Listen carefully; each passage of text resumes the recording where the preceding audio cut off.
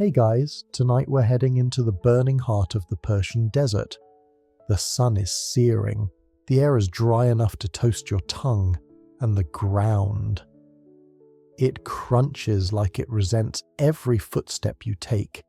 It's the kind of heat that melts your ambition and turns your spine into soup. And yet somewhere in this dusty inferno you'll stumble across a massive dome made of mud and straw, standing calm and silent, keeping a cavern full of ice cold. That's right, ice. In the desert. No wires, no magic, and definitely no solar panels. Just one of the oldest, strangest pieces of low-tech engineering you've never heard of. And tonight, we're going to slide straight down into the chill of history's first desert refrigerator. You're going to learn about windcatchers that whisper across rooftops, plaster made of camel hair and ash, and Persians who figured out how to freeze water outside by letting it sit still and listening to the stars. So, before you get comfortable, take a moment to like the video and subscribe, but only if you genuinely enjoy what I do here. And I'd love to know what's your local time, and where are you listening from? Now, dim the lights, maybe turn on a fan for that soft background hum, and let's ease into tonight's journey together. You trudge across the plateau, squinting through heat haze that dances like invisible snakes. It's noon, and everything is shimmering. Even your thoughts feel warm to the touch. And then, rising on the edge of a quiet village, you spotted a bulbous mound of hardened earth, taller than most trees, shaped like a scoop of pistachio ice cream that someone forgot to finish. Its base is wide. It tapers to a point at the top like a dull thorn, and from a distance, you might mistake it for a strange hill, but this is a yakhchāl, literally ice pit. Mainstream fact. These ancient Persian structures date back to around 400 BCE. They were used to store ice in desert conditions without any form of mechanical refrigeration. With smart architecture, climate knowledge, and sheer patience. These domes kept things cold year-round in places that regularly hit 100 degrees. The outer surface is made of a material called sarouj, a magical-sounding blend of mud, egg whites, ash, lime, goat hair, and sand. If you're thinking kitchen disaster, think again. This mixture is waterproof and heat-reflecting, and once dry, it's about as porous as a turtle shell coated in sunscreen. You reach the thick, low entrance. Cool air sighs out to greet you like a polite ghost, and inside, it's dark, still, and shockingly cool, even now. Long after its prime, the air in here feels like stepping into an old stone cellar, except you're in a desert, and outside there are lizards doing push-ups on frying pan rocks. Fringe tidbit. The word yakhchāl literally means ice pit in Persian, but some scholars believe that in folk poetry, it doubled as a metaphor for memory buried, layered, and carefully preserved in the heat of forgetfulness. Honestly, not bad for a mud dome. As your eyes adjust, you begin to make out the pit. It's deep, about as wide as a truck, and sunken into the ground like the earth gave up and decided to cradle something precious. This was where the ice was stored layered and packed in straw to insulate it, sometimes kept frozen well into summer. How? Because this wasn't just a dome, it was a system. Historians still argue whether the yakhchāl was initially designed to be an ice house, or whether its cold storage function evolved over time.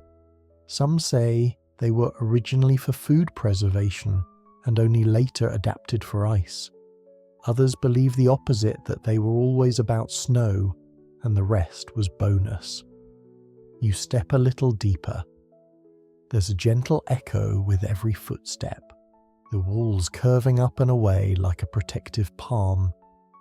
It smells of dust, age, and a faint hint of something floral, maybe rosewater, maybe your imagination politely sweating.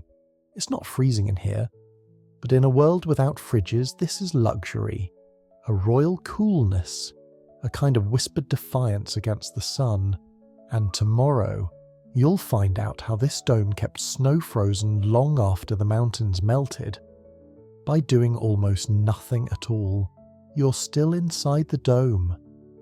You've blinked a few times, tried to convince your modern brain that, yes, this is real, yes. This massive mud sculpture is keeping its innards pleasantly crisp in a desert that could roast flatbread on a stone. You walk slowly now, feet whispering over packed earth, toward the heart of the structure. The temperature has dropped another degree. It's not winter, not quite. But it's that kind of cool you get standing next to an old marble wall at dawn. Quiet, old, and indifferent to your confusion. Now it's time to meet the yakhchāl properly. Mainstream fact yakhchāls weren't just random piles of mud. They were carefully engineered structures, often 10 to 15 meters tall, about 30 to 50 feet, with thick double walls, conical shapes, and underground chambers that could store tons of ice. Not ounces, tons. You crane your neck to take in the shape of the ceiling. It curves up like a seashell spun by someone with an eye for geometry and zero interest in wasting energy. The beehive design wasn't just a design statement, it was thermodynamics in disguise. Hot air rises, cool air settles. The dome pulled heat upward and let the dense, chilled air pool low around the pit where the ice slept. And because heat loves straight lines and sharp corners, the Persian architects gave it none. No sharp turns, no hot escape routes, just long curves and stubborn silence. Fringe tidbit, some yakhchāls included vents at the top that acted as thermal regulators. Heat would drift up and out, cool air would sink, and the structure effectively breathed in reverse. Like an old yogi who figured out breathing was optional. You walk to the center where a narrow, round opening descends.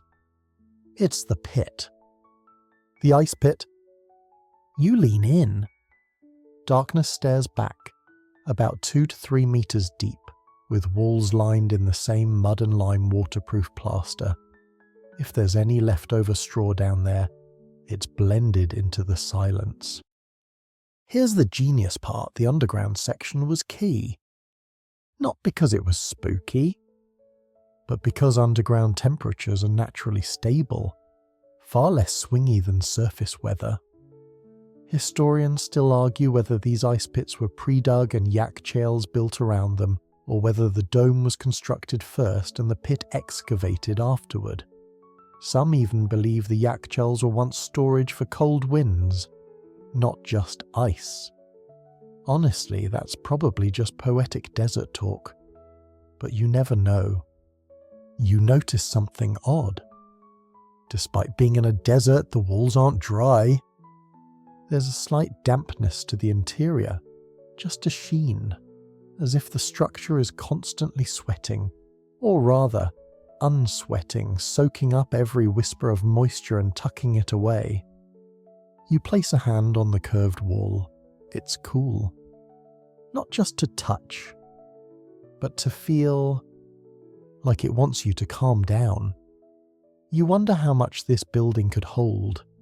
Turns out, in prime condition, a yakhchāl could preserve enough ice to keep an entire village in cold water and frozen fruit through months of unrelenting heat. Royal versions.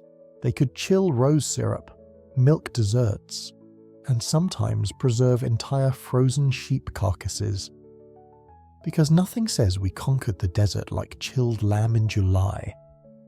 Fringe tidbit: one particularly dramatic yakhchāl in Kerman province reportedly held ice from Mount Alvin transported 200 miles by donkey in insulated crates, then packed deep underground with date palm leaves. This was basically the ancient version of Uber Eats. but with frostbite. You sit for a moment at the edge of the pit. There's no light in here now. Just the soft throb of your pulse and the strange comfort of being wrapped in silence that knows what it's doing. This dome isn't guessing. It isn't trying. It knows. Knows how to cool a pit of ice without blinking. Knows how to outsmart the desert by playing dumb. It's not a battle. It's a lullaby. And soon, you'll learn how they made the ice in the first place outdoors, overnight, under the stars, using nothing but stillness, geometry. And a long date with the laws of nature, you step back out into the sun, and it hits you like a frying pan to the chest. Dry heat. No breeze, just the soft hiss of sand settling and the quiet insult of distant crows who've apparently mastered sarcasm. The yakhchāl behind you hums with its own inner chill, unfazed by the 100-degree drama unfolding in the open. And now, as you squint into the distance, you spot something strange, long, low walls stretching out like shallow canals, leading away from the dome like veins. Time to talk about what's beneath your feet. Because the yakhchāl's genius didn't stop at the surface. It dug down. Mainstream fact one of the key features of the yakhchāl system was its subterranean storage pit dug deep into the ground to take advantage of naturally cooler temperatures. But even more impressive was how it often connected to qanāt's underground channels that carried fresh water from distant mountains into towns and oases. Imagine this, an invisible highway of water flowing calmly beneath the desert, shielded from sun and evaporation. Ancient Persians created these channels, qanāts, by tapping into mountain aquifers, then guiding the water across miles of baked landscape using just gravity and sheer willpower. Fringe tidbit. In some places, the qanāt engineers were so respected they had their own caste, and they sometimes used trained goats to find the perfect digging spots because goats, apparently, are water diviners in fur coats. You find one of these shallow channels a stone-lined trench, just wide enough to crouch into if you're feeling brave or a bit reckless. It smells like damp earth and forgotten secrets. You follow it. It dips gradually, curving toward a depression in the landscape that flattens into a broad open basin. This is where the magic happened. Because here's the thing, they didn't just store ice. They made it. Right out here, in the open, with zero electricity and about as much effort as it takes to burn toast. The yakhchāl builders carved out shallow, wide pools like giant baking trays spread across the desert floor. During winter nights, when temperatures dropped just low enough, they poured water into these trays and let nature do the rest. No roof, no blanket, just geometry, timing, and an uncomfortable level of optimism. Historians still argue whether the location of these pools was calculated for temperature drop or simply chosen for convenience. Some argue they tracked star positions to predict optimal freezing nights. Others think they just waited for cold snaps and winged it. Either way, it worked. And because the water was spread thin, it froze faster. Each morning the workers would come out, break the thin sheets of ice, and stack them by hand layer upon layer into the pit. Fringe tidbit. Some records suggest they sang freezing songs, chants meant to calm the water, as if persuading it to harden its heart and give in to ice. Whether it works scientifically is unlikely, but emotionally A+. You imagine them wrapped in wool cloaks, breaking ice with wooden tools as dawn spilled orange across the sand. A team of villagers moving in quiet rhythm, stacking fragments like glimmering puzzle pieces inside the waiting pit.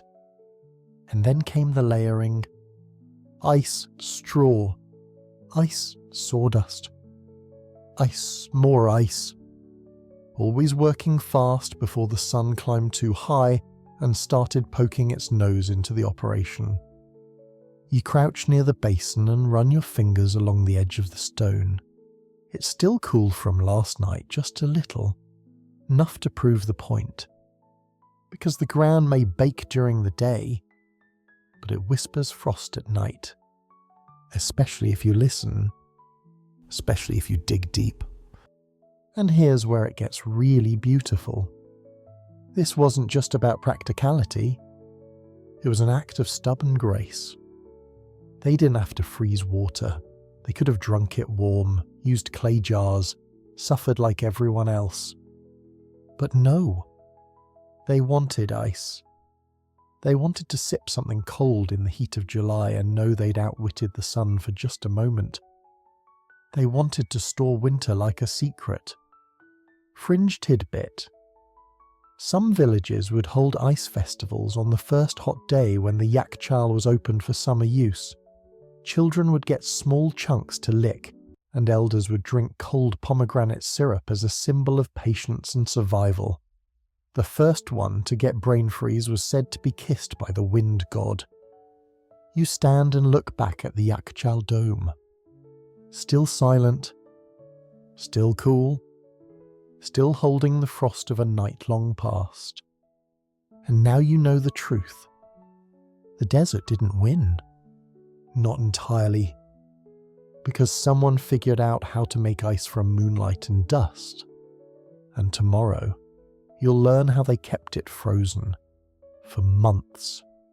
The morning has burned into full heat now. Shadows have flattened. The air hums with stillness. And even the birds have retreated to the shadiest corners of their nests to wait it out like polite hostages. You, on the other hand, are standing outside a yakhchāl, palm pressed against the outer wall, trying to understand how something made of mud is outperforming your kitchen freezer. The answer? It's in the mud itself. Not just any mud, though. This is sarouge, a material that looks like cracked adobe, but behaves like something engineered in a forgotten lab staffed entirely by monks and desert witches.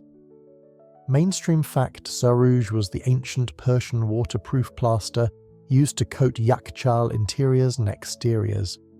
It was a mixture of clay, sand, lime, ash, egg whites, goat hair, and sometimes even camel bile. The resulting paste hardened into a substance that resisted heat, water, insects, and logic. You run your fingers over the wall and feel the uneven texture, soft ridges like old skin. Surprisingly cool for something that's been under direct sun since dawn. The wall is thick, sometimes up to 2 meters, which means heat doesn't just have to knock, it has to tunnel its way in and apply for a visa. And most days it just gives up. Fringe tidbit. Some communities added crushed ceramics, rice husks, or ground seashells to their sarouge for extra insulation. One recipe reportedly included powdered pomegranate peel because it strengthens the wall's resolve, which is both charming and slightly ominous. You follow the curve of the dome, and it occurs to you the shape is part of the magic too.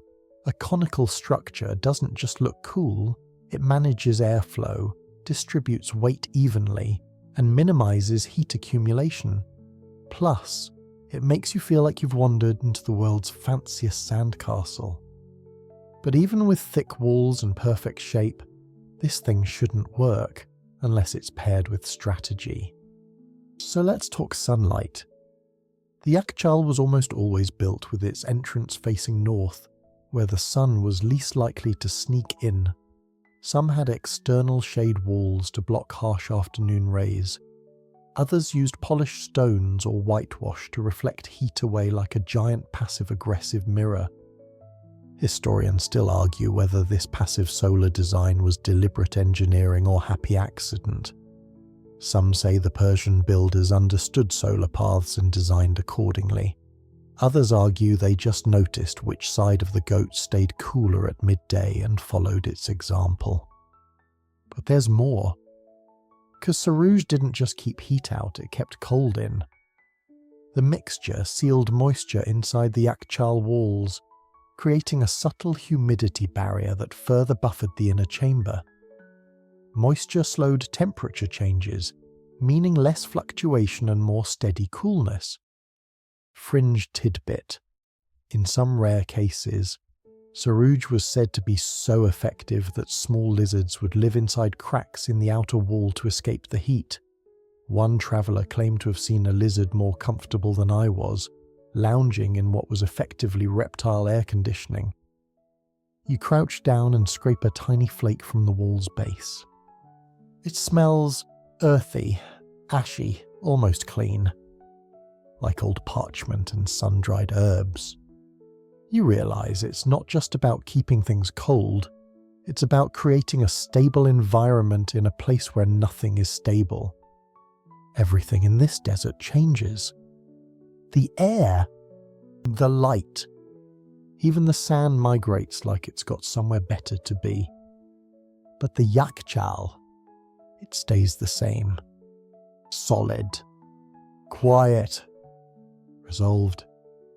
You step inside again, this time more aware of what surrounds you. Every inch of this dome has a job. Not decoration. Not decoration pretending to be insulation. Real purpose. Real design. Real intention.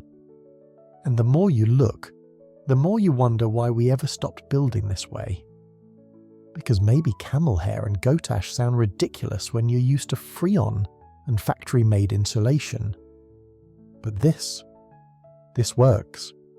And not just a little, it works beautifully. Fringe tidbit. In one preserved yakhchāl in Yazd, restoration teams discovered layers of old inscriptions on the interior walls, names, dates, even prayers scratched in by long-gone ice harvesters. One reads, "Let the water sleep and dream of mountains." You sit on the edge of the pit and run your hand over the straw mat covering what remains of the last harvest. It's cold, not freezing, but defiantly chilly. And somehow, this desert dome has pulled off something your apartment AC can't. It makes cold feel earned. Like a reward for cleverness, patience, and listening to the earth. And tomorrow, you'll see how the wind joined the fight, how the ancient Persians summoned the breeze, and trained it to whisper down into ice. The sun's finally dipping. That thick, golden hour glow has painted the village in honey, and even the shadows seem to be stretching out and sighing, grateful that the worst of the heat is done bullying everyone. You lean back against the yakhchāl's outer curve, its dome catching the light like a tired planet. It's silent, immovable, but above you, something peculiar is happening. There's a tower, tall and slender, jutting up from a nearby building. It looks like a chimney flipped upside down, open at the top with slotted vents angled like louvers. The tower doesn't belch smoke or steam, it breathes. Meet the Badger the windcatcher. Mainstream fact windcatchers, or badgers, were one of the most revolutionary elements of Persian desert architecture. These towers acted like ancient air conditioners, capturing cooler breezes high above and funneling them downward into living spaces, storage rooms, and yes, into yakhchāls. You shade your eyes and watch how the slanted vents catch the air, guiding it downward. It's not just guesswork. Each opening faces a different cardinal direction. If one wind isn't cooperating, another one will. The structure chooses. Inside the tower, pressure changes do the rest. Cool air is sucked down and hot air is pushed out, like a slow, architectural exhale. Fringe tidbit. Some badgers were built with internal water basins at the base, just a few inches of water to moisten the incoming breeze. It wasn't just air movement, it was air transformation. The air entered hot and dry, and emerged cool and slightly humid, like it just came back from a spa. You move closer and feel it, yes, there it is. That delicate kiss of breeze. Not strong, not loud, but constant. Like a sigh you didn't know your skin had been waiting for. Now imagine this pair of bagger with a yakhchāl, and you have a system that doesn't just store cold, it generates it. Because the badger doesn't care if it's noon or midnight. It draws air in, pushes it through shaded, thick-walled spaces, and lets it drift across the ice. And since airflow equals evaporation, and evaporation equals cooling, you've just made your own desert freezer with mud and math. Historians still argue whether the windcatcher originated with the Persians or was influenced by earlier Egyptian or Babylonian designs. But most agree the Persians perfected it, integrating badgirs into homes, temples, baths, and storage domes like this one. Fringe tidbit: in some cities, entire blocks were designed so their windcatchers work together, creating a neighborhood-wide network of cooling towers that passed air between buildings like whispers in a dream. You walk back inside the yakhchāl and feel the difference immediately. The air isn't just cool, it's moving. Not like a fan. More like a slow stream wrapping around your ankles and curling up your spine. You glance up and spot a narrow duct high in the dome's curve and inlet from a nearby badger. That's where the air's coming from. So while the ice sleeps quietly in its straw bed, this ancient system continues to tend it, always circulating, always balancing, a little bit of wind, a little bit of shade, no wires, no switches, just grace.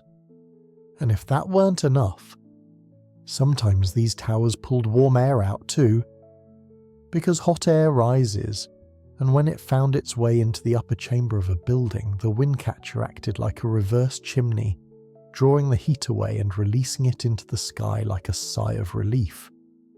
Fringe tidbit: some travellers in the 13th century wrote about windcatchers so effective that their owners kept candles burning in summer not for light, but to test air movement. If the flame leaned west, the wind was cooperating. If it flickered straight up, time to open another vent. You sit again at the edge of the pit. The ice doesn't crack or steam.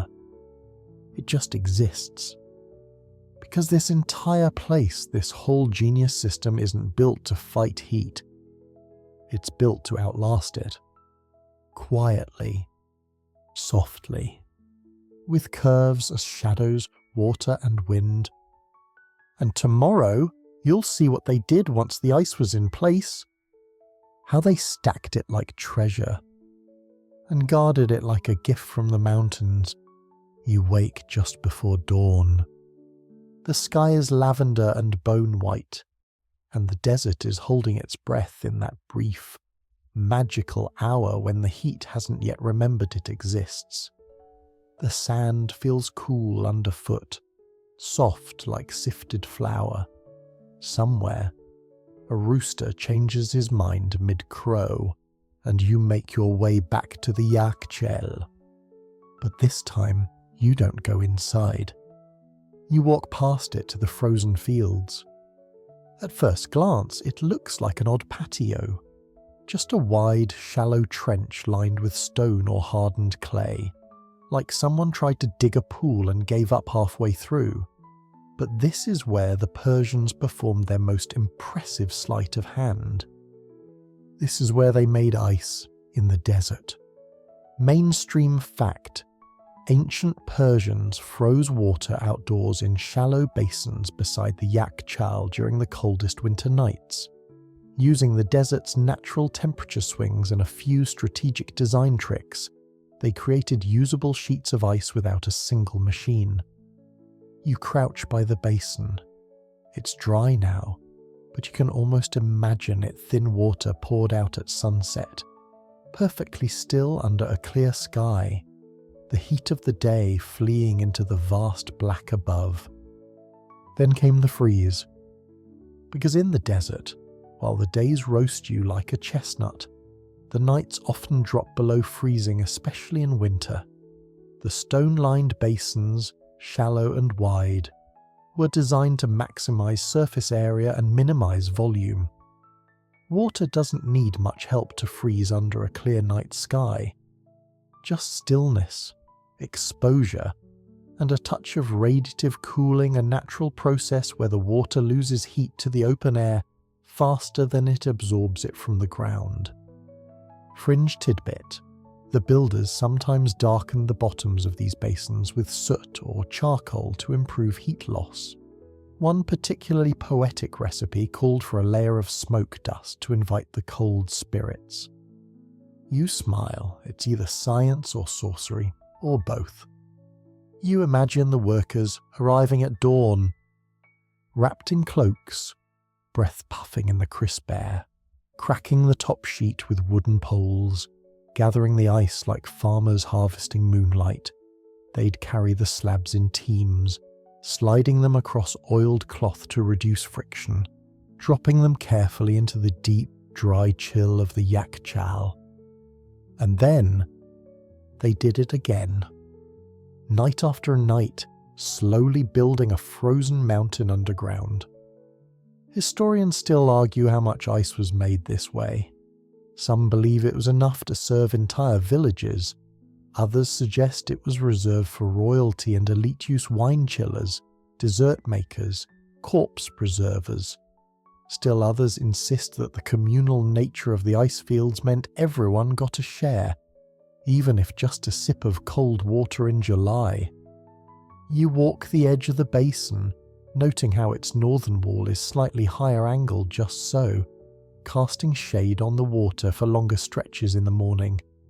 Nothing about this is accidental. The engineers didn't fight the sun. They choreographed around it. Fringe tidbit: one basin in central Iran was angled precisely so that the last ray of sunlight each day struck the far corner and disappeared. Locals believed it was the place where the sun let go of its warmth and left offerings of mint and pomegranate peel there for good luck. You run a finger along the edge of the stone. It's smooth and cool, though the day is warming fast now. A few birds peck at the basin's edge, where moisture still lingers. By midday, this ground will burn your souls. But tonight, it will make ice again. And what happens next is equally remarkable. Because ice is fragile. In a desert, even more so. So once gathered, it had to be stacked, layered, and protected like treasure. That's what you'll see tomorrow. How ice was packed with straw and sawdust. How it was buried and banked and watched over like gold. And how the Persians didn't just preserve cold. They preserved time. By now, the sun has fully returned, no longer shy, no longer gentle. It's loud, direct, and completely uninterested in your comfort. The air smells faintly of dust and cumin. Somewhere, water boils for tea, and goats argue like they've all been assigned the same insult. But beneath the blinding sky, inside that quiet dome, something else is happening. The ice is being stacked. You step through the yakhchāl's narrow doorway and feel the change immediately. The outside air was sharp, dry, aggressive. Here it's still, cool, smells like straw and old stone. You take another step, then another, and then you see it. Layer after layer, block upon block, chipped chunks of ice stacked like crystal bricks, each one dusted with insulation. But not the kind you're used to. Not foam, not fiberglass. Just straw. Mainstream fact: once harvested, ice was carried into the yakhchāl and stored in dense layers. Between each icy slab, workers placed straw, ash, or even sawdust to prevent melting and reduce airflow. This ancient insulation strategy worked astonishingly well. You reach out and brush a handful of straw, It's coarse, golden, dry enough to rustle with even the smallest movement. It acts like a blanket, not warm, but protective. It keeps the air from circulating too much, traps little pockets, keeps one chunk of ice from talking to another. That's the secret here, isolation. Because ice doesn't melt just from heat, it melts from interaction. Touch, movement, air. So, the less the ice knows about its surroundings, the longer it stays ice. Fringe tidbit. In one poetic account from Shiraz, ice was referred to as sleeping water, and the straw was called its dream cloak. Workers were told not to speak above a whisper while stacking it, so as not to wake the frost.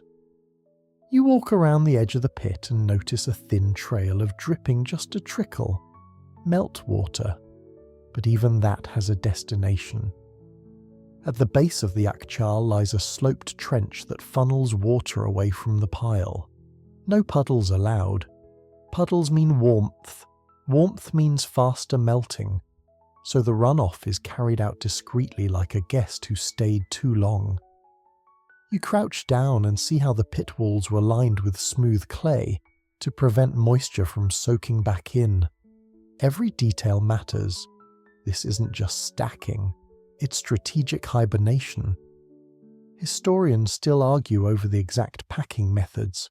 Some suggest crushed ice was favoured over large blocks for more efficient layering. Others claim only large sheets, harvested intact from basins, were used. But all agree this wasn't casual, this was ritual. Fringe tidbit workers would sometimes mark the walls with symbols showing where each layer began: circles for full moons, triangles for market days.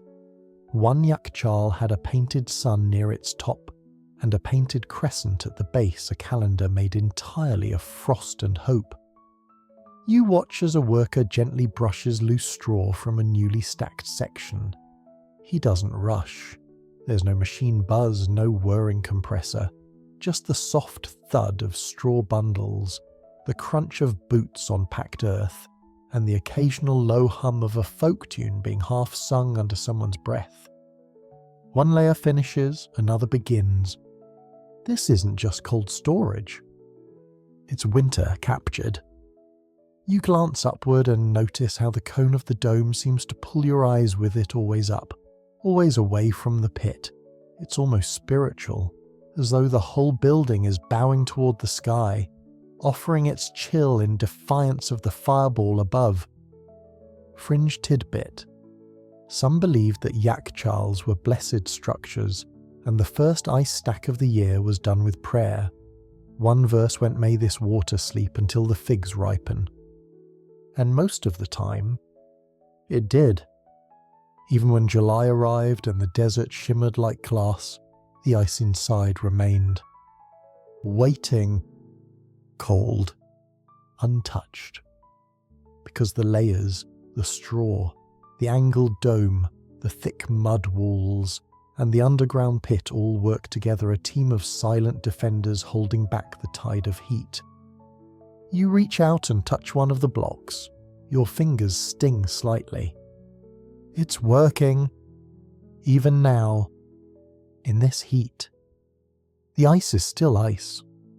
And tomorrow, you'll discover what this icy treasure was used for.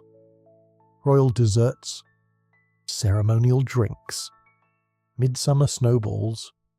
Yes, really. Because keeping ice in the desert is impressive. But using it like an emperor, that's another story. The next morning, the village is already moving. Men lead donkeys toward the hills. Women sweep courtyards with bunches of date palm fronds. Somewhere, someone drops a ladle and swears at it like it personally betrayed their family. But you're standing at the edge of the yakhchāl, watching as a small wooden cart is loaded with straw-wrapped bundles. Inside each ice, carefully chipped and packed in woven reed baskets. Destination everywhere. Because the yakhchāl wasn't just a passive box of winter nostalgia, It was a refrigerated vault for everything that mattered. Mainstream fact: ancient Persians used yakhchāls not only to store ice, but also to preserve food, rosewater, perishable medicines, and even the occasional deceased body awaiting burial in extreme heat. They were multi-use marvels long before multi-purpose became a buzzword. You walk alongside the cart as it makes its way through the dusty alleys. People step aside like it's carrying treasure, and in a way, it is. The bundles don't sparkle, they don't rattle, but every eye lingers just a moment longer, especially the children, who seem to know what time it is. The cart stops outside a shaded courtyard. Inside, rows of clay jugs, linen sacks of herbs, and tall, thin bottles glistening with condensation. This is the apothecary. The man inside waves his hand lazily, already busy mixing rosewater with powdered almond and something that smells dangerously close to incense. You watch as he unpacks one ice bundle, drops it into a tall urn, and waits. The cold rises, hits the mixture, and yes, you can smell it. Chilled rosewater. Sharp, floral, clean. Almost medicinal. Fringe tidbit Persian rosewater was considered most potent when chilled, as it was thought to calm the body's internal fire. In fact, summer ceremonies often involved guests being sprinkled with cold rosewater, not as a perfume, but as a spiritual cool-down. You sip a cup. It tastes like drinking silk that got lost in a flower market. And that's not all the ice is used for. Later, you follow another cart up the hill toward a merchant's house. Inside, a small clay cabinet insulated, dark, lined with felt. It holds cheese. Yes, cheese. In the desert. Fringe tidbit, a popular preservation method, was suspending balls of cheese or yogurt, concentrate in cold urns filled with salted water and small ice chips. One merchant even used this technique to ship dairy to a royal kitchen 2 provinces away. It allegedly arrived colder than when it left. You stop at the base of another courtyard, this one lined with clay amphorae sealed with wax. The smell. Pickled lemons. Crisp, sour, preserved in chilled brine. These weren't just survival foods, they were seasonal luxuries made enduring by the power of preservation. And yes, it gets weirder. Because not far from the village, you visit a small shrine carved into the stone hillside. Outside the door, a wide shaded basin. Inside a body. Wrapped in linen. Lying in wait. And no, this isn't a mummy. This is a pause. Mainstream fact yakhchāls and cold storage pits were sometimes used to temporarily preserve bodies during funeral preparations, particularly if burial required family travel or religious timing. The cool air slowed decomposition long enough for rituals to be observed. You stand in the doorway, respectful. A single candle flickers beside the platform. And in that moment, you realize this wasn't just technology. It was trust. The people who built yakhchāls weren't just preserving food. They were preserving moments, the season's sweetness, a body's dignity, a flower's power, a healer's tool set. Historians still debate whether every yakhchāl was used for this range of purposes, or if only the largest. Most urban ones were multifunctional, but local accounts passed orally for centuries suggest many communities found dozens of uses for their icy prize. Fringe Tidbit 1. Romantic and slightly unverified tale tells of a young man who carved a ring from a block of yakhchāl ice and proposed to his love just before sunrise. It allegedly lasted long enough for her to say yes and burst into tears. Symbolic, practical, not at all. You walk back toward the dome as the sun crests. The cots are empty now. The workers drink cool water from a cracked clay jug, laughing under the shade of a mulberry tree. Everything smells of straw, herbs, and faint, clean cold. Because the ice isn't just inside the yakhchāl anymore. It's everywhere now. In the syrup. In the cheese. In the air of rooms where stillness feels like a blessing. And tomorrow, you'll climb higher to the city of Yazd, where yakhchāl still stand, watching the desert like guardians of forgotten snow. The road to Yazd is long, and the desert doesn't make it easy. The dust clings to your clothes like a toddler with abandonment issues, and the heat turns every shadow into a temptation you're not entirely sure you deserve. But as you crest the final hill, there it is, a city built of wind and silence, domes rising like fossilized lanterns, and towering above them, dozens of strange structures pointing skyward.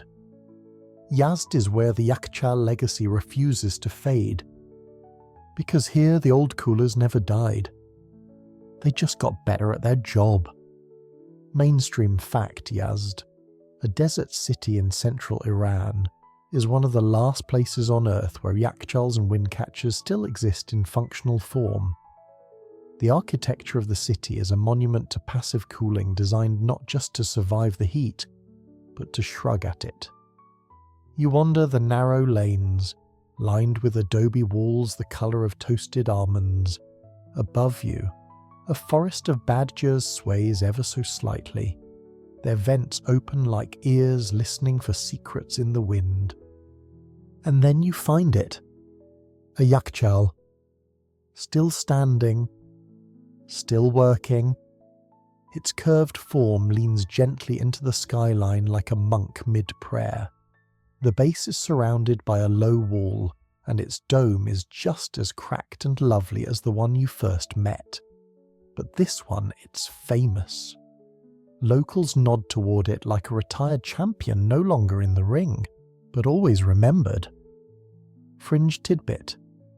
One yakhchāl in Yazd was used into the early 20th century, long after refrigerators became available. The locals said electric fridges were too loud and didn't taste like silence. You don't know what that means, but somehow you agree. You step inside. Cool. Dry. And yes, the faintest scent of snow long gone.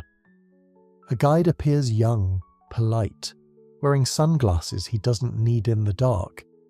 He tells you the story in soft English. This yakhchāl served 4 neighbourhoods. Ice was stacked for 2 months, enough for weddings, deaths, and the governor's wife's favourite drink, iced pomegranate nectar. You smile.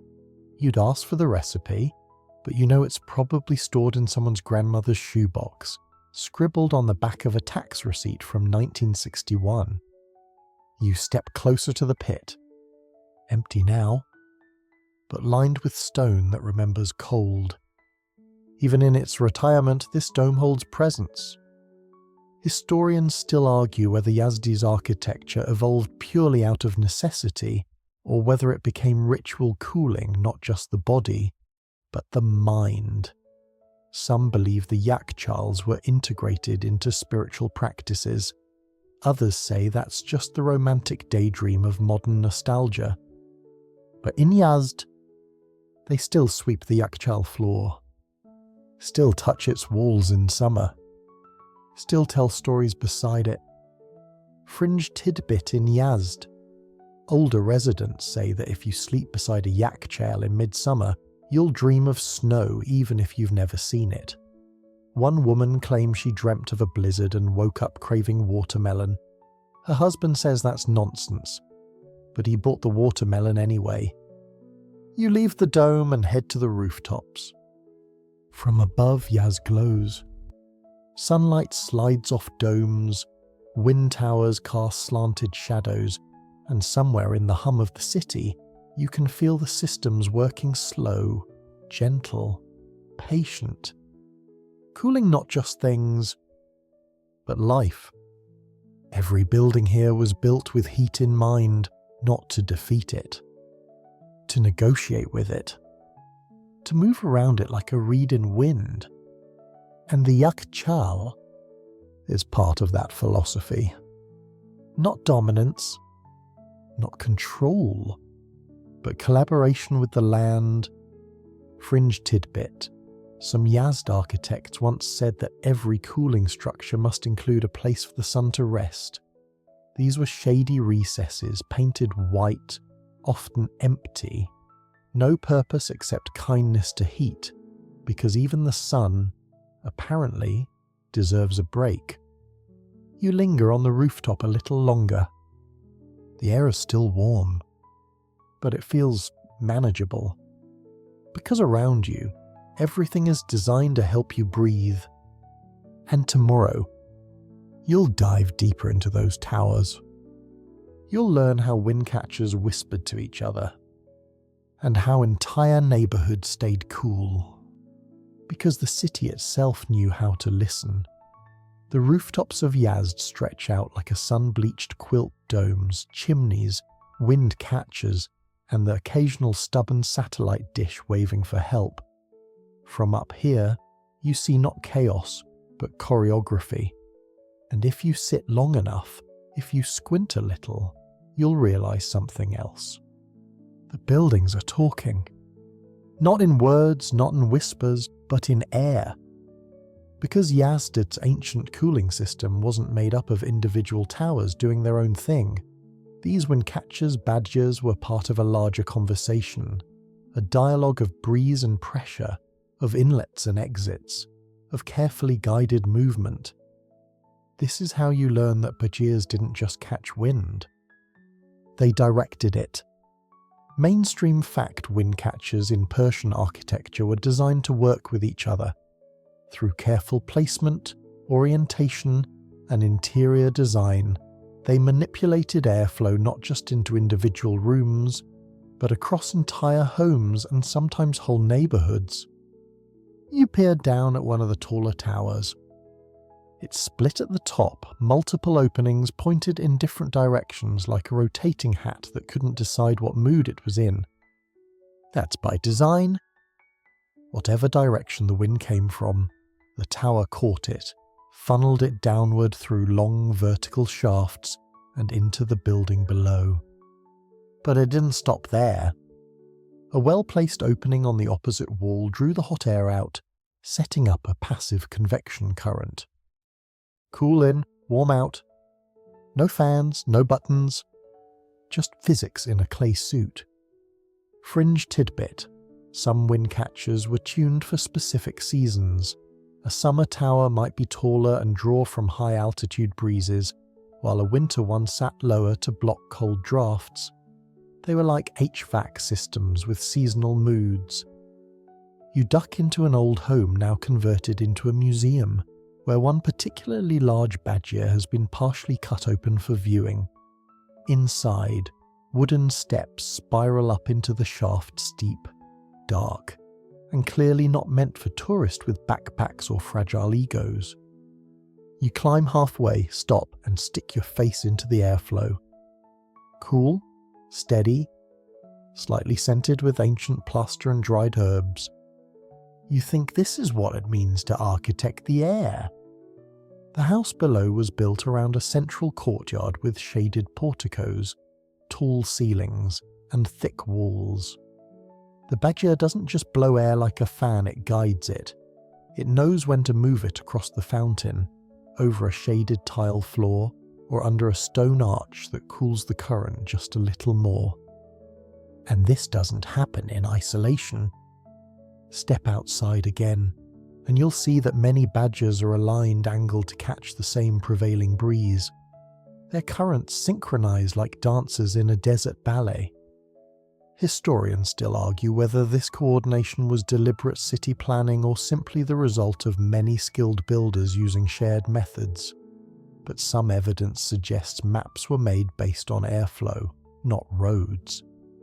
Fringe tidbit. in one 18th century house.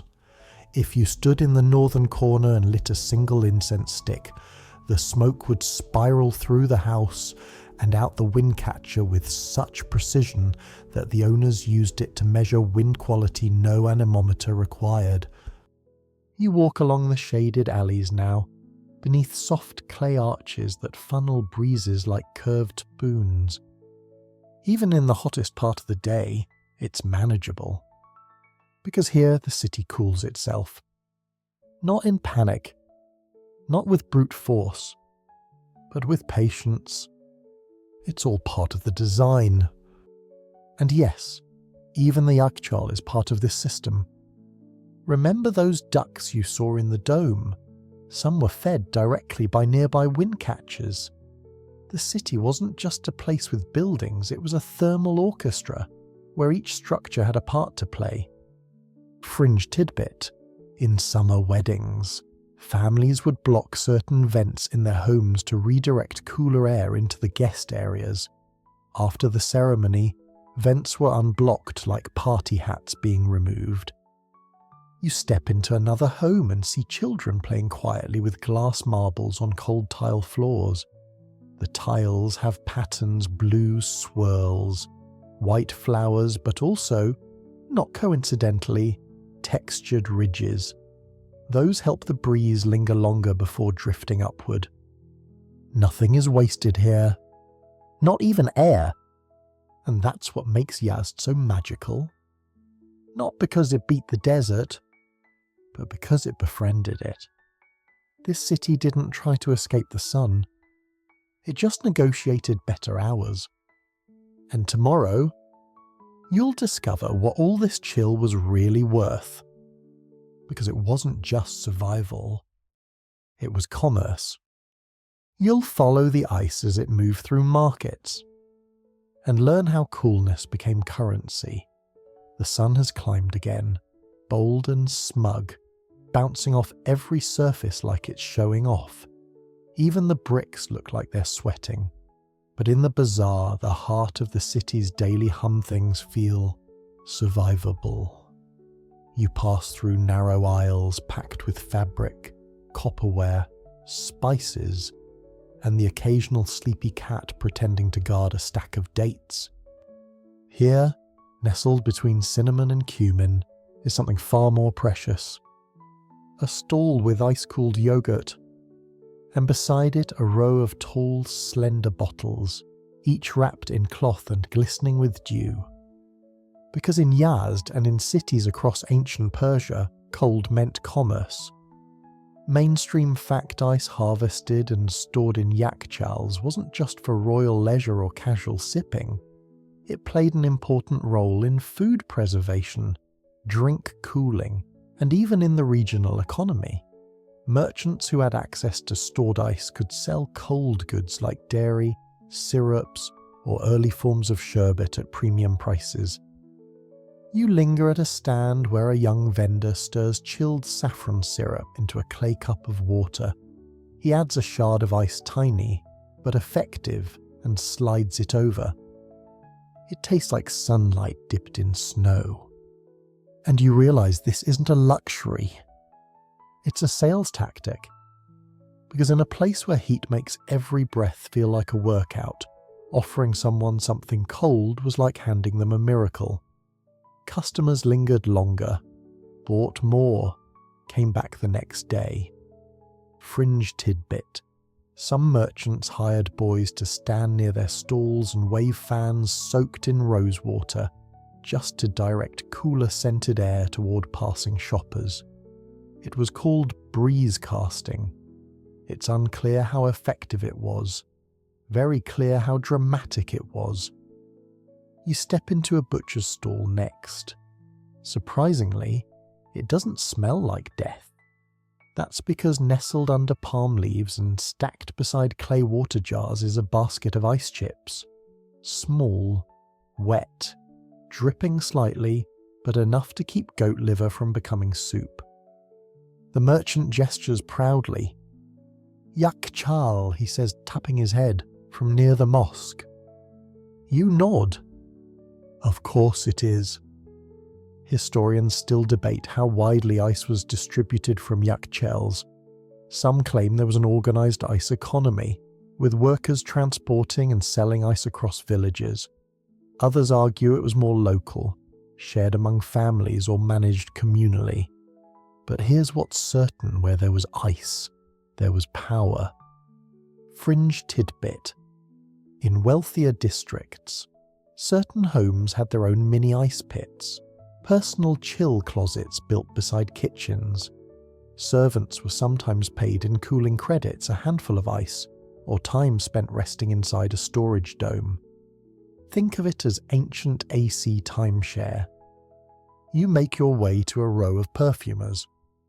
One has a small round brass bowl filled with sandalwood chips.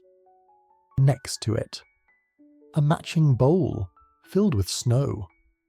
Imported, she says, from the mountains weeks ago, stored carefully, used sparingly. She mixes the two just a pinch and the scent is unbelievable.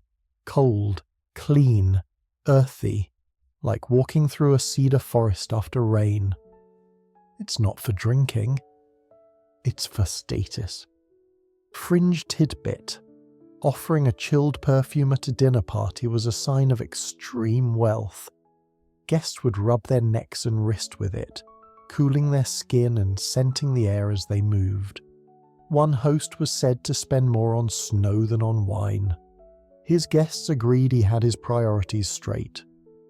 You wander back into the street. There's a boy selling ice cream made from rice, milk, and saffron. It's soft, served in a thin copper dish. You ask how it's kept cold.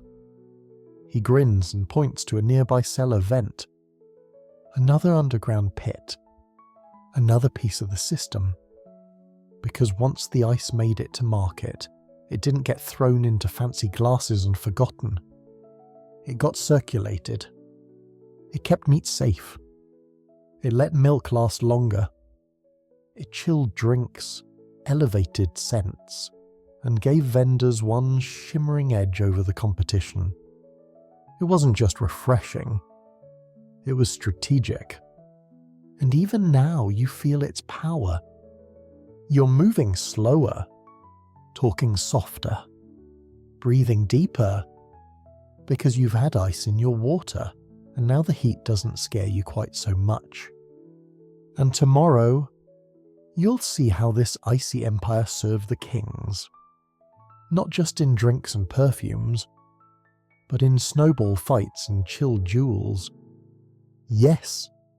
Really? You think you've seen it all by now? Domes that breathe, straw-insulated ice vaults, yogurt that stays cool at noon.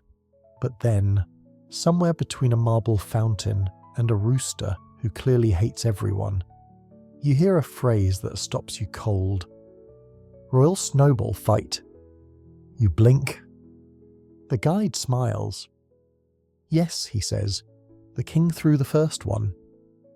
And just like that, your day gets much more interesting. Because if there's one thing ancient Persia proved over and over, it's this: once you master cold in the desert, you start getting ideas. Mainstream fact. Persian royalty and aristocracy used stored ice and snow for a wide range of luxurious purposes, including chilled desserts, scented waters, cold baths, and, yes, reportedly even recreational snow games. The summer heat didn't limit their fun, it amplified it. You're taken through the gates of a now ruined estate once belonging to a 17th century governor. Inside is a long rectangular courtyard lined with trees, fig, pomegranate, and cypress. At the far end, a low platform with worn stone steps leading down into a sunken area shaded with arches. A servant once called this space the cool garden. And at the height of summer, it wasn't just cool, it was snow-covered. You descend. The stones beneath your feet still hold a faint chill, like the ghost of a glacier passed through centuries ago and decided to nap. This is where the snowball fights happened. Fringe tidbit, a 1643, visitor from India described watching Persian nobles toss compacted snow at each other while drinking mulberry wine under silk canopies. The balls were no larger than eggs, he wrote, but struck the body with mirth and refreshment. You're not sure what that means, but it sounds suspiciously like royal dodgeball with better snacks. You're shown a nearby storage vault another mini yakhchāl, smaller than the village domes but built with the same thick-walled saruj. It once held snow shipped in from Mount Damavand, carefully packed in layers of straw and clay. Delivered by mule, over 200 miles. Historians still argue how widespread this practice was. Some claim only the elite could afford snow importation. Others suggest it became a seasonal tradition in many urban areas, with traders earning high coin for rare summer shipments of cold. Either way, the kings had plenty, and they used it to chill citrus drinks, to fill stone baths with meltwater, to impress visiting dignitaries by casually offering mountain flakes in their wine. Fringed Tidbit one Shah was said to serve cold rose milk in crystal goblets after public executions. Chilling for many reasons. We'll leave it there. You make your way into a grand hall, high ceilings, thick drapes, patterned tile floors so cool your sandals squeak. In one corner, a pedestal once held a snow jewel, an ornate silver box filled with compacted snow, carved into decorative shapes and perfumed with cardamom and saffron. Not to eat, just to look at, to prove that you could command winter in the middle of fire. Another corner displays old serving tools, long-handled scoops, carved bowls, and ladles designed to not melt the ice too quickly. Even the spoons were cold-resistant, sometimes wrapped in thin linen dipped in rosewater to prevent sticking. Fringe Tidbit Persian summer banquets often included a game whoever could hold an ice cube in their hand the longest, while reciting a poem without stuttering won a silver coin, or more likely, bragging rights. It was called Holding the Snow Tongue. Outside again, you wander through the gardens. A breeze rustles the cypress trees. The guide offers you a drink chilled pomegranate juice. Of course. The glass clinks faintly with one perfect cube of ice. And suddenly, you understand the indulgence. In this place, in this heat, with this kind of stillness, ice is art. Not just utility, not just survival, but delight. And tomorrow, you'll peel back the layers even more. Because it wasn't just nature and architecture making this work. It was math, geometry, physics, airflow and earth temps and angles and thermal inertia. But don't worry. There's no quiz. Just a slow wander through the coldest science you've never appreciated. You find yourself alone now, inside the cool hollow of a forgotten yakhchāl. The others have gone. The guide's voice has faded, and all that remains is a slow drip of condensation echoing through curved silence. You sit on the edge of the pit and stare upward toward the cone's tip, where sunlight gathers in the narrow vent like a torch held high.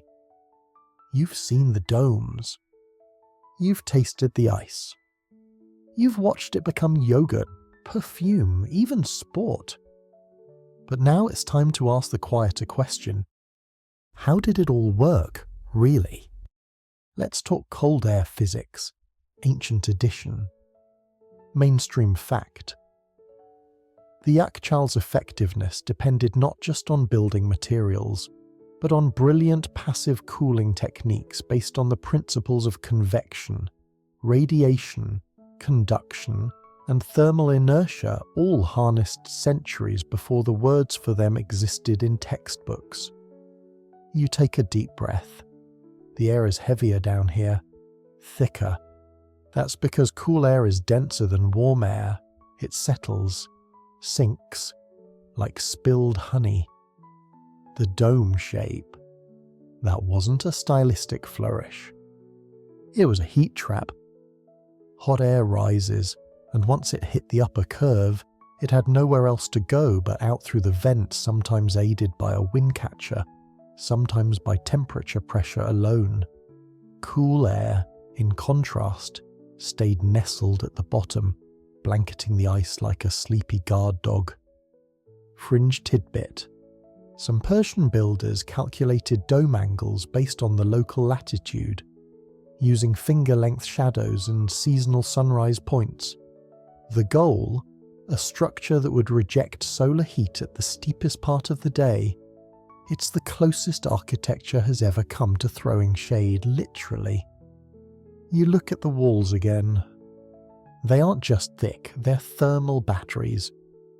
The material sarouge isn't just waterproof, it resists temperature fluctuation. That's called thermal inertia. The more mass something has, and the slower it reacts to heat, the longer it stays at a stable temperature. Basically, the walls don't get hot just because the sun does. They ignore it. Then there's the underground pit. Temperatures few meters below the surface are naturally cooler and more stable than above ground. Combine that with shaded basins, limited air movement, and insulation, and you have a structure where ice can survive for months. Historians still argue whether Persian architects had a formal understanding of thermodynamics or simply learned from centuries of trial, observation, and copying what didn't melt. Either way, they nailed it. Fringe tidbit: a French engineer in the 1800s visited a functioning yakhchāl and remarked, "I have seen cathedrals that care less about heaven than this building cares about temperature." You smile, because he's not wrong. Every inch of this dome was calculated calm, from the north-facing entrance that blocked solar rays, to the straw-packed ice layers that reduced conductivity, to the placement of the building itself, often at the edge of town where wind passed freely and shade could be cast from nearby walls. Even the choice of colour mattered. Most yakhchāls were finished in light hues: cream, beige, pale yellow to reflect sunlight. Dark colours absorb heat. But pale mud walls, they bounce it right back. Like an architectural note. Thank you.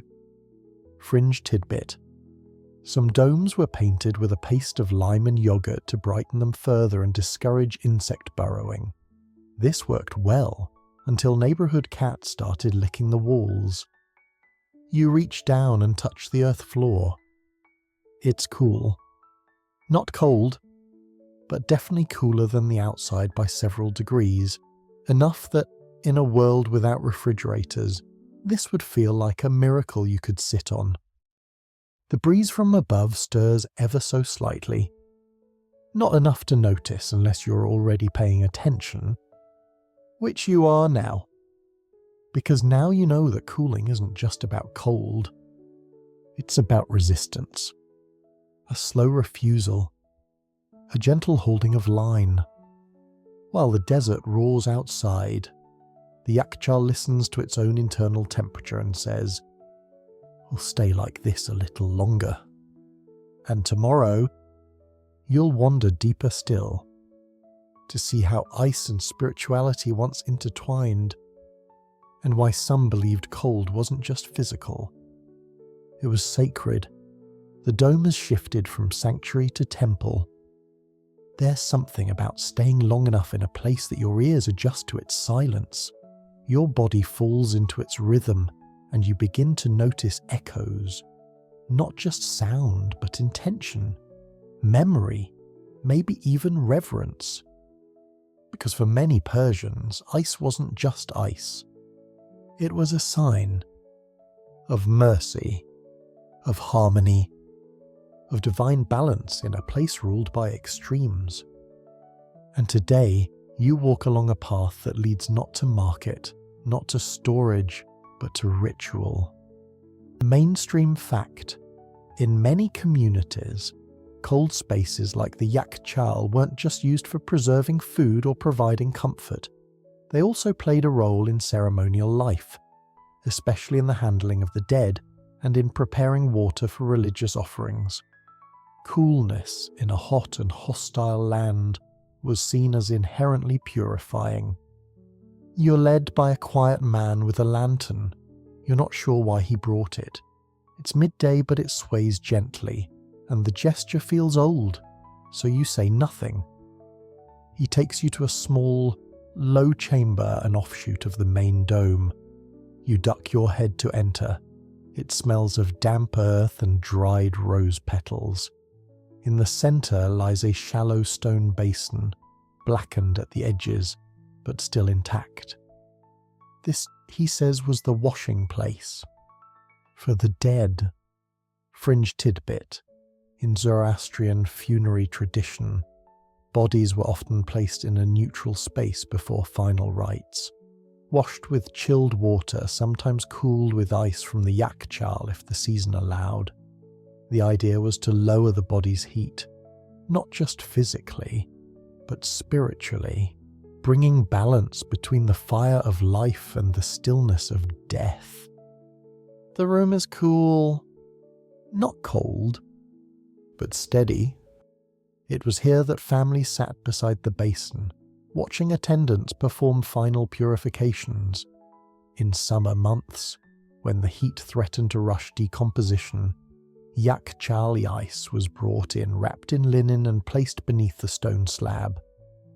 Not to preserve, to honor. Historians still argue whether ice was a standard part of funerary practice or reserved for the wealthier classes. Some believe it was used only in emergency delays. Others claim that in some regions, chilled water became symbolic of peaceful passage, cooling the soul as it left the body. You trace a finger along the basin's rim. There are etchings here worn almost smooth. Curved lines, loops, maybe a name, maybe just prayer. Fringe tidbit, one unearthed basin bore a poem carved in the inner lip. Let fire carry me forward, but let cold remember my name. No one knows who wrote it, but scholars agree that's not something you scribble on a whim. You step back outside and follow the man to another site, not yakhchāl this time, but a shrine. Built similarly. Tall, dome-shaped, thick-walled. You ask why it looks like the ice dome. He smiles. Same builders, he says, same purpose, stillness. And suddenly it clicks. These domes aren't just coolers. They're containers for transition. Whether storing ice or memory or the breath between life and death, their form invites the same thing. A pause. Inside, the shrine is empty but for a slab of stone and a small well in the corner. Cool air drifts up from below.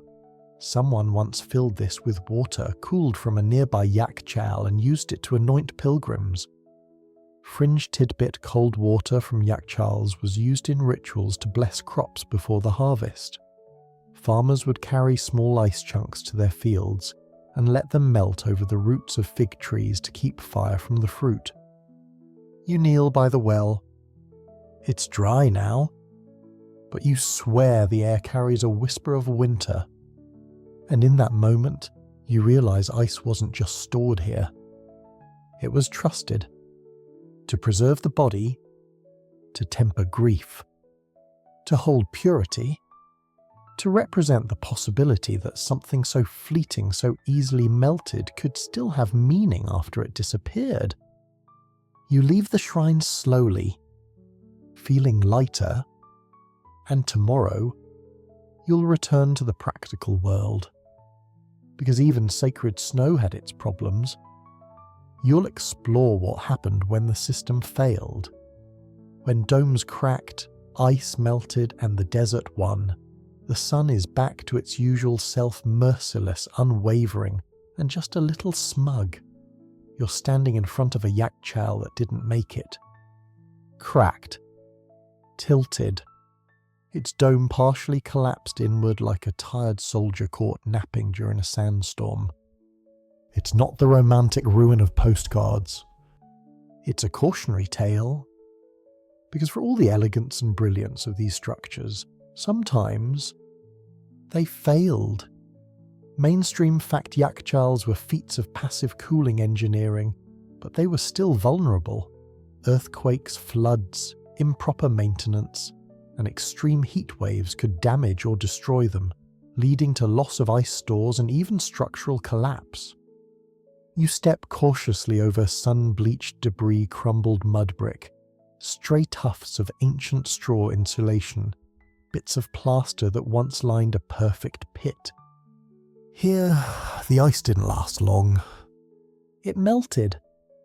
It soaked into the ground. And with it went months of work. Fringe Tidbit A, traveller's diary from the 18th century, described a melt year where unseasonal heat struck just as the ice harvest was beginning. The villagers held a mock funeral for the yakhchāl, complete with dirges and symbolic pomegranate offerings. The children were reportedly delighted. You crouch beside a collapsed vent tunnel, an essential part of the cooling system. Without proper ventilation, heat built up inside. If the badger cracked or clogged, the air stopped moving. The dome trapped warmth instead of releasing it. The yakhchāl went from refrigerator to oven almost overnight. And once the ice started to melt, it didn't stop. Because unlike hope, ice is extremely sensitive to change. You glance toward the old pit. It's filled with sand now. Tufts of dry grass have claimed the bottom. But the layout's still visible, the slope of the walls, the depth, the precision. Someone cared. Someone trusted it would hold. Historians still argue over the frequency of such failures. Were they rare or just underdocumented? Some believe community-led maintenance kept most domes stable for decades. Others suggest that as climates shifted, especially in the late medieval period, certain yakhchāls simply couldn't keep up. Fringe tidbit: in one forgotten town near the Dashte Kavir, a yakhchāl was rebuilt 6 times over 100 years. Each version added something new: thicker walls, a deeper pit, longer shade walls. By the 7th attempt, locals joked it had become a building that learns. You stand back and study the fallen dome again. Even broken, it tells a story of labour, of vision, of trying to outlast the sun with only mud, straw, and geometry. And when it worked, it was miraculous. But when it didn't, it hurt. A failed yakhchāl meant no cold water in July, spoiled milk, no preserved meat, no ceremonies with rose ice and lime syrup, no quiet spaces for the dead, just heat, fatigue, and loss. Fringe tidbit: some regions responded to yakhchāl failure by building backup pits inside nearby caves or qanat tunnels, natural underground systems that could maintain stable coolness.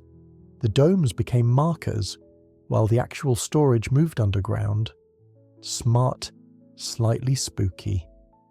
You walk away slowly. The desert breeze picks up dust and tosses it over your shoulder like an afterthought. But in the distance, there's still a functioning yakhchāl, still standing, still whispering cold into the pit below. That's the lesson. They weren't indestructible, but they were resilient, built to adapt, to fail sometimes, but then be rebuilt wiser, thicker-walled, more shaded. Because cooling wasn't a trick. It was a relationship with the earth, and with failure itself.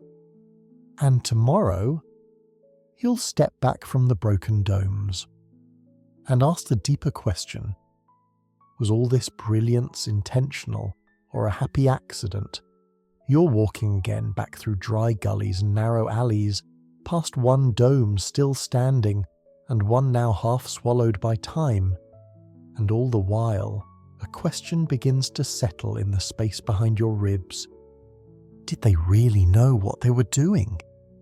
Or did ancient Persians just stumble onto genius, one frozen mistake at a time? It's not a disrespectful question. It's a curious one. Because what you've seen, these perfectly aligned badges, these precise dome slopes, the thermal science written into clay and straw, it's sophisticated. Too sophisticated to be random. Right? Mainstream fact scholars remain divided over how much of the yakhchāl system was based on codified knowledge of thermal physics versus cumulative trial and error over centuries. There's evidence for both written documentation on one hand and oral tradition and local craftsmanship on the other. You stop at a modest village square.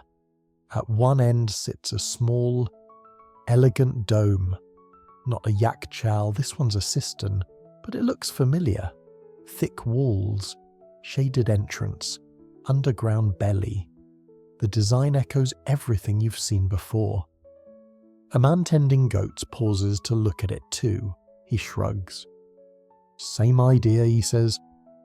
Keep it cool, keep it quiet. And that's the thing. Maybe it wasn't about understanding why it worked. Maybe it was about learning how it worked, one clay brick at a time. Fringe tidbit. In many regions, yakhchāl construction wasn't done by engineers, but by master builders called mimars who memorize proportions, seasonal placement rules, and mud recipes like chefs guarding a secret dish. Some couldn't read or write, but they could build a dome that outwitted August. You wander past an old ledger house, crumbled walls, sunken floor, one intact shelf holding a bound sheaf of receipts. One line reads 12 dinars paid to Ice Master, season of saffron harvest. Another repair to wind channel, too much north breeze, fixed by Merdad, worked better after. There it is. Not scientific notation, just experience. Stacked in comments and course corrections. Yakhchāls weren't the result of sudden invention. They were evolution, built on layered memory, shared recipes, and probably more than a few disasters involving melted inventory and a very upset governor. Historians still argue whether Persian builders developed explicit cooling formulas. Some argue their architectural texts were lost. Others believe the knowledge was deliberately kept oral-handed from master to apprentice like a spell. Fringe tidbit, one old manuscript from Yazd references dome angles as the arc that humbles heat. Another calls the underground pit the mirror of winter. Technical, not exactly, but descriptive perfectly. You return to the dome you passed earlier. This time, you sit beside it, and as the sun lowers, you see how the shadows wrap around the curves like silk drawn over a sleeping body. Could they have planned this? The way the structure uses light and breeze, the way it feels steady, you think they did. Because even if they didn't name the forces at work, they noticed them. They saw how ice melted faster in shade on the east side than the west. They felt how cold clung to the pit longer when straw was used in double layers. They watched water freeze quicker when the surface was perfectly still, no wind. And they remembered, and passed it on. Not as equations, as stories. And maybe that's better. Fringe tidbit. Some villages held dome whisperers, elder masons who claimed they could tell if a yakhchāl would work by standing inside it for one breath. If it exhaled back, it would keep ice. If it didn't. No trust in this one, they'd say. No one questioned them. You rest your hand on the wall. Warm on the outside. Cool underneath. Just like always. Tomorrow, you'll meet the last of those whisperers. the ones who tended the domes even after electricity arrived. And you'll see what happens when old knowledge refuses to die. Even when it's no longer needed and the city is quieter now. Most rooftops have satellite dishes. The badgers still stand, but many of them are bricked shut or left open like mouths that no longer speak. The ice vendors are gone. Chest freezers hum softly behind glass doors. Refrigeration has arrived in all its buzzing, humming, carbon-belching modernity. And yet, as you step into the edge of the village, you meet someone who never stopped listening to the domes. He's sitting on a folding stool beside a wall that has seen at least 3 empires come and go. He's old, in the way that suggests he's always been old. His shirt is faded, his hands are still. He is a dome keeper. Or rather, was. Mainstream fact. Until well into the 20th century, some Iranian villages retained full-time yakhchāl caretakers, individuals responsible for ice collection, structure maintenance, vent cleaning, and overseeing the seasonal freeze. The job often ran in families, passed from parent to child. You greet him, and he nods without moving. I kept the Kerman dome, he says, the big one with the crooked north vent. It wheezed in spring, I fixed it. You sit beside him. He doesn't speak for a while and just watches the dust stir at his feet like it's still deciding whether to settle. Ice melted slower when I sang, he says eventually. You don't ask what song, that would be impolite. He tells you the summer routine, how they rose before dawn, how the ice broken in thin layers from the basin had to be stacked by hand, never dropped, never rushed. How the dome had moods. Sometimes it refused to cool. Other times it stayed cold so long they had extra for weddings. Fringe tidbit. Some dome keepers kept journals not with words, but with knots tied in strings, each loop marking a day's haul, melt loss, or strange event. One string preserved in a museum as 19 knots in a row tied tighter than the rest. The keeper's grandson said, "Those were the fire winds. We lost half." You ask him when he stopped. He doesn't say. He just taps his foot once, then shrugs. Fridges, he says. No one needed me. Not really. But you can hear the almost in his voice. Because even if the job vanished, the memory didn't. He still walks past the dome every morning. Still brushes his fingers along its wall. Still spits straw from his teeth when it's windy, out of habit. Fringe tidbit. In some towns, the last dome keepers were given small pensions not for the work they'd done, but to honour their quiet. One man received a monthly payment and free tea for life, provided he told stories to children once a week in the shade of the dome. You follow him to the old yakhchāl. It's locked. But he knows a way in, of course he does. Inside, the floor is dry, the pit empty, the vent choked with silence. But the walls still hold that faint chill like the ghost of frost, long gone but never quite evicted. He walks slowly around the edge, palms brushing the walls. Still holds breath, he mutters. Then he kneels, places his ear to the plaster, listens. You do the same. You hear nothing. And then, maybe something. A throb, just your heartbeat. Or the sound of centuries packed in straw and sealed with ash. You leave together. The sun is lower now. The dome behind you glows gold like it's remembering something good. And the old keeper, he doesn't wave goodbye. He just says, "Still better than a fridge." And somehow you agree. Because that dome didn't just cool things. It watched over them. And tomorrow, you'll return to the start, to the first flake, to how a sunburned civilization reached up to the mountains and learned how to carry winter home. You wake early before the goats, before the bread ovens, before the sun gets brave enough to climb over the rooftops. The streets are empty, but for a few stray cats still pretending they own every step you take. You're headed to the mountains now.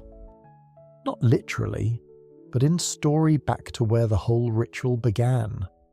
Because for all the clever domes and shaded basins and passive airflow trickery, you still can't make ice without one critical ingredient: cold. And where did the Persians find cold? In the peaks, the far, white-backed mountains, the ones that look down on the desert like indifferent gods. Mainstream fact, long before yakhchāls became self-contained ice factories, Persian communities gathered snow and ice from high-altitude sources like Mount Alvand and Mount Damavand. It was stored in insulated crates and transported via mule, donkey, or camel caravans to cities and villages below. You imagine the scene. A caravan of donkeys zigzagging through icy passes, each animal carrying bundles wrapped in straw, cloth, and thick canvas packed tight to preserve the treasure within. The snow. The memory of winter packed like treasure. Fringe tidbit. Some mules were said to wear tiny bells dipped in wax so they wouldn't disturb the silence of the mountains, believed to be the domain of wind spirits. Whether it helped the snow last longer is questionable. Whether it helped people believe it, definitely. Once gathered, the snow was hardened into ice blocks, flattened, smoothed, and compacted by hand. Workers used wooden mallets and straw tampers, sometimes singing slow, rhythmic songs to keep their movements steady and in sync with the breathless air. Then began the descent, hotter with every mile, the snow beginning to sweat beneath its layers. But they moved fast, slept in shaded alcoves, took pre-dawn paths to avoid the fiercest heat. Every hour counted. By the time they arrived at the city gates, the first layer of snow was usually slush. The outer bundles were sacrificed to save the core, the still frozen center, gleaming like a relic. Historians still debate how much snow actually made it to its destination in usable form. Some suggest only 30–40% survived the journey. Others argue that advanced packing methods improved results over time: wax-sealed crates, layered straw, or even oil-soaked fabrics that reflected heat. Fringe tidbit. One account from the 1700s describes a snow priest who would bless the convoy before it departed. His only job was to whisper a benediction over the lead mule and press a piece of date wood to its forehead. When asked what he said, he replied, "I ask the ice to remember it's still winter." You walk now through a dry ravine at the city's edge, where these caravans once entered. The stones crunch underfoot. The old path is barely marked anymore, but if you listen closely, you can almost hear it. The clink of bridles, the rustle of straw, the slow sigh of snow adjusting to a hotter world. Because bringing snow to the desert wasn't just about having cold drinks. It was a statement that winter could be gathered, carried, delivered like a promise in a world of fire and thirst. And when it arrived, it wasn't wasted. The ice was divided, stored, sipped, shared carefully among those who helped pay for it. The rest, it went to the yakhchāl, to be hidden, preserved, held until the moment was right. Fringe tidbit. The arrival of the snow caravan was often celebrated with sweets. Children were given iced milk flavoured with ground pistachios. Elders placed the first block of snow in a silver dish and let it melt naturally as an offering to the house spirit, part gratitude, part good luck insurance. You step out of the ravine and into sunlight once again. The mountains are a smudge on the horizon now, but they're always there. And somewhere inside them, snow still waits, still falls, still hardens into something worth carrying across a burning plain. And tomorrow, you'll return to the yakhchāl one last time, to see what this cold journey left behind. Not just structures, but symbols, because the ice may melt. But the idea of coolness, that lasts forever. You return to the dome one final time, not for measurements, not to admire its curves, not even to test the coolness that still lingers in its bones. This time you're here to listen, because now you know what it really was. Not just a refrigerator, not just a building, but a belief. A belief that cold could be gathered, shaped, protected, and that it mattered. In a world ruled by heat, the yakhchāl stood for something beautifully irrational. Hope for coolness in the middle of fire. Mainstream fact beyond their practical uses, yakhchāls became symbolic throughout Persian culture. Their forms echoed in poetry, architecture, and metaphor, standing for patience, memory, and resistance. They were physical and philosophical. You walk the perimeter slowly, hand brushing the wall. Every crack feels earned. Every layer of sarouj mud and lime and goat hair holds a story of people who looked at a desert and said, "Let's build a winter here." That's not engineering. That's stubborn magic. And somehow it worked.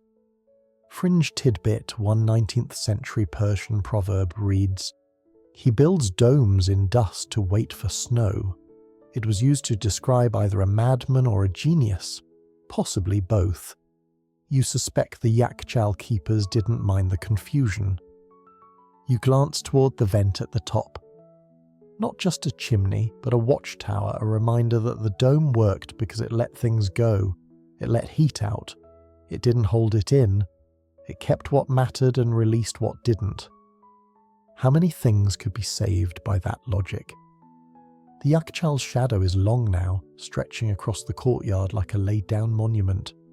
Kids run past it chasing a ball. They don't stop, don't notice. But you think, one day they will. Because even if the world is full of sleek, metal cooling boxes now, even if air conditioners hum from every window, the yakhchāl stays. In design, in memory, in how we think about stillness and structure and what it means to create something that says no to entropy. Historians still argue whether the domes were always revered. Some claim they were utilitarian, others insist they were holy. The truth is probably somewhere in between, which is to say, they were part of daily life. But even daily life can feel sacred, especially when it's lived in a place where ice is a miracle. Fringe tidbit. In modern Iranian architecture, the dome form still appears in public buildings, theatres, and schools, not for cooling, but as a symbol of continuity. One university entrance replicates a yakhchāl dome exactly, but houses a library, still a place that preserves, the designer said. You sit on a stone nearby. You close your eyes, and in the quiet, you imagine it again. Shallow basins under stars, wind whispering through badgers, straw rustling beneath bare feet, the first crack of harvested ice at dawn, a boy carrying a bucket to his grandmother, a woman chilling water for prayer, a governor placing the first cube in a cup of wine, a dome breathing, and breathing, and breathing, because coolness, when it arrives, doesn't announce itself. It simply stays. And tomorrow, You'll stay too just a little longer, to say goodbye the right way, to let this story settle, to melt gently into sleep, like a flake of ice inside a dome that refuses to forget. It's your final morning in the land of mud domes and quiet coolness. The sun, as if sensing your departure, has dialed up its performance, spilling gold over everything, daring you to miss the place already. You linger at the edge of the village, yakhchāl rising behind you like a sleeping god carved from desert silence. You know what it is now. Not just what it does, but what it means. Mainstream fact. The yakhchāl is one of the earliest surviving examples of sustainable architecture, demonstrating an intuitive grasp of thermal science and resource conservation. It's admired today by architects and environmentalists alike for its passive design and zero-energy cooling system. You step through the dome's low entrance one last time. The air hits you gently, cooler than expected. Not dramatically, but definitely not dessert. This is what happens when Earth, geometry, and patience team up. It's not showy. It just works. You kneel at the edge of the pit, empty now, but still alive with possibility. Even when hollow, it carries the shape of what it once held, like a bowl that remembers soup, a song that remembers silence. Fringe tidbit.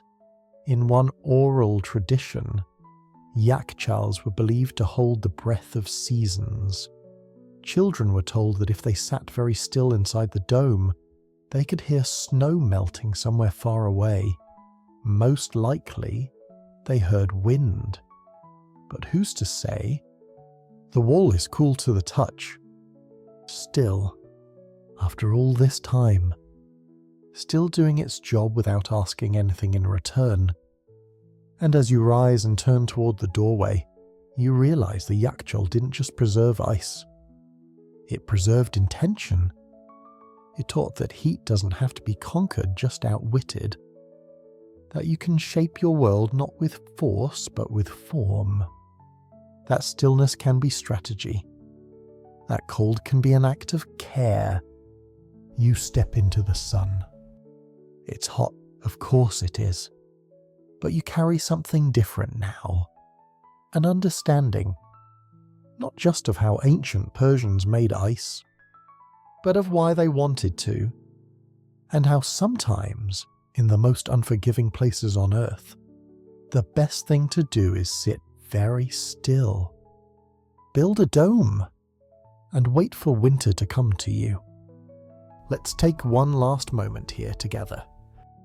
The air is settling. The dome is behind you, safe and silent. The sun's still bright, but it feels distant now, like a story someone else is telling in the next room.